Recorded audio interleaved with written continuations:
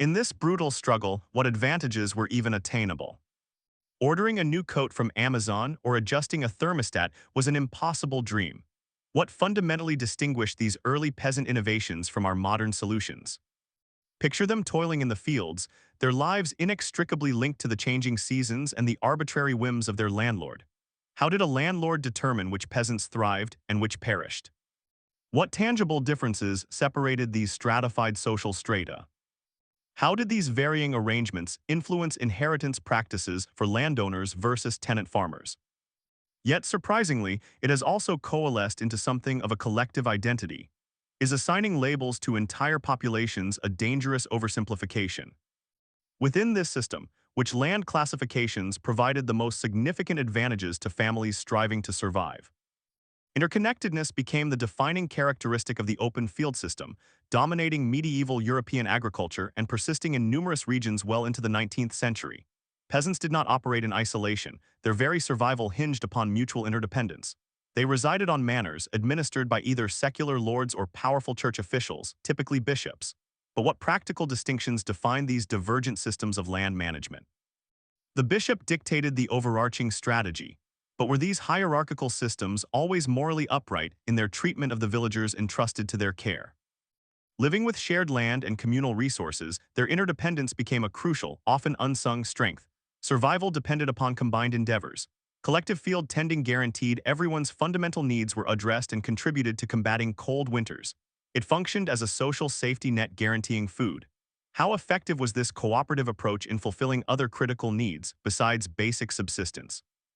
Continuing on the thread of communal survival, understanding how medieval peasants confronted the unrelenting cold becomes crucial. Shelter provided the immediate defense. Wattle and daub construction represented the prevalent form of housing, but how impervious was it to weather's unpredictable wrath? Wattle and daub employed interwoven sticks carefully plastered with mud and straw. However, this construction delivered severely limited insulation. To compensate for drafts and reduced warmth, families learned to become highly resourceful. Envision entire families with several generations represented crammed tightly within these confines. Was the cramped environment a worthwhile sacrifice for the slight warmth gained? Such close proximity extended beyond mere human companionship. It served a practical heating purpose. Remarkably, many peasant families shared their essential living spaces with their livestock. This practice provided additional warmth, but also introduced greater complexity to their daily lives. Did livestock introduce diseases into the already cramped living quarters? Shelter alone proved inadequate against the piercing cold, as did livestock. Layered clothing offered a vital advantage. Peasants relied on multiple layers of wool, flax, and animal hides. These combinations provided essential insulation, trapping body heat. How did these ancient materials measure up against modern insulation technologies? Besides clothing and shelter, firewood was indispensable and managed meticulously. Firewood generated heat throughout the long, frigid winter nights. Families gathered fallen branches from nearby forests. However, circumstances sometimes forced them to seek other, less desirable fuel sources. What options remained when even these unconventional fuels became scarce? And why did dung become such a vital, albeit unlikely, component of this survival strategy? We've seen how medieval peasants ingeniously battled the coldest nights. Now let's widen the lens. A cataclysmic event was simultaneously reshaping Europe, the Black Death. This devastating plague decimated the population in the mid-14th century. But this catastrophe inadvertently unlocked a series of profound benefits. Consider it a domino effect, one event triggering a cascade of unforeseen societal shifts. And more importantly, did this shift lead to benefits that extended beyond the financial? What broader significance did this newfound economic freedom hold in reshaping medieval society? What if I told you that Eastern Europe remained starkly different, a world apart from the West's trajectory? How can we decipher the divergent paths of Europe's evolution? Why did resource management become such a defining characteristic of German communal life? This picture of regional cooperation in Germany starkly contrasts with the complexities of France. The notion of French peasants as a homogeneous, uninformed mass is simply inaccurate. Consider the French Revolution. Reactions to news from Paris varied dramatically, hinging entirely on who delivered the message. How did the source of information become so critical to survival here? The source of information heavily influenced interpretation and subsequent action, but survival wasn't exclusively determined by social structures or political currents. Resource accessibility was a crucial factor. Imagine two drastically different winter scenarios, one with a plentiful wood supply, the other enduring bitter cold with virtually none. A matter of life and death, or simply varying degrees of discomfort. This crucial disparity in resource access directly and severely impacted a peasant's ability to heat their homes and cook food. In other words, scarcity or abundance could drastically alter chances of surviving the coldest nights. Not everyone was on equal footing. Now, shifting our focus beyond Europe, let's examine the experience of campesinos, peasants, in Latin America. How does society change when the climate changes?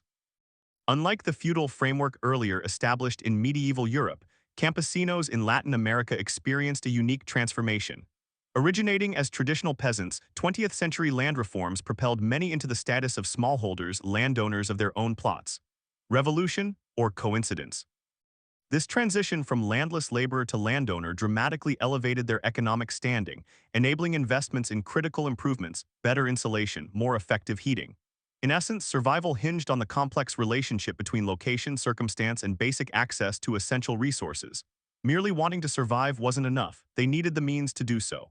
But what if those means were entirely absent? These diverse factors played an active role in shaping unique warming strategies across regions.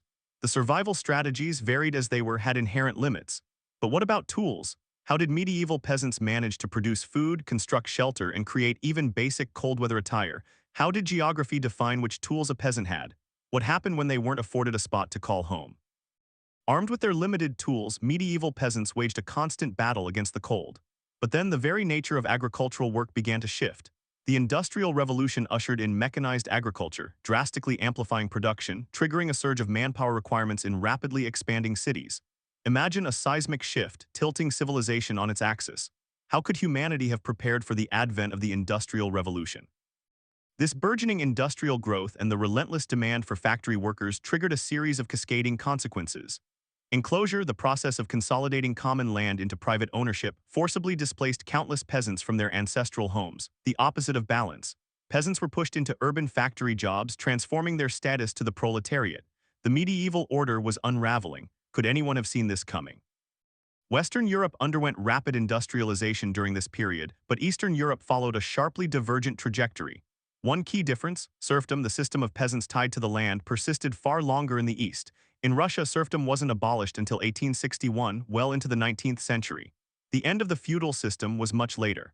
But what foundational elements led to this disparity? How then does this persistent connection to the land complicate our understanding of progress? How can the peasants' inherent reliance on sustainability inform innovative solutions to our modern challenges of resource management and ecological balance? It's time to examine the unique strategies medieval peasants developed, not as lucky guesses, but as meticulously refined techniques honed through generations. Why did certain approaches prove more effective than others in the face of scarcity and uncertainty?